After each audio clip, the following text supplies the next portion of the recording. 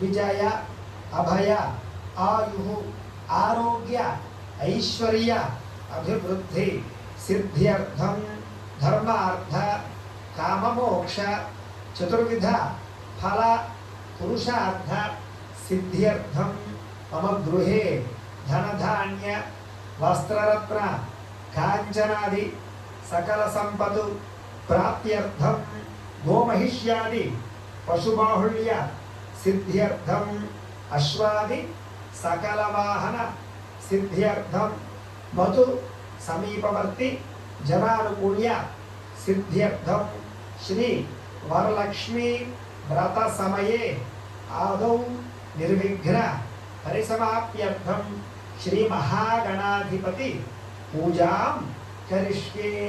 सारे नक्षत्र తీసుకొని నీళ్ళు పోసుకొని పళ్ళలో పెట్టండి।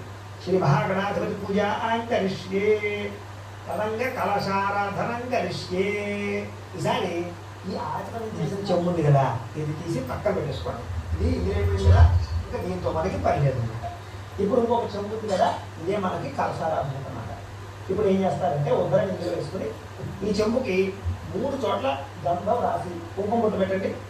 ఓం కలశస్య ముఖే విష్ణుః కంఠే రుద్రః సమాశ్రితః మూలే తత్ర స్థితో బ్రహ్మ మధ్యే మాతృగణా స్మృతాః उक्षौ तु सागराः सर्वे सप्तद्वीपा वसुन्धरा अग्रे दोदयजुर्वेदः सामवेदो ह्यधर्मणः अङ्गैश्च सहिताः सर्वे तपसां तु समाश्रिताः कलशे गन्धपुष्प अक्षतान् निक्षिप्य। ఈసారి ఈ కలశలో ఓ పుష్పం తీసుకుని పుష్పాన్ని చక్కగా ముందర గంధంలో ఉంచండి, తర్వాత ఇలా అక్షతంలో ఉంచండి। ఈ పుష్పాన్ని కలశలో వేసేయండి। కలశే గంధ పుష్ప అక్షతాన్ని నిక్షిప్య హస్తేనాచ్ఛాద్య ఇలా చేయాల మొదలైంది।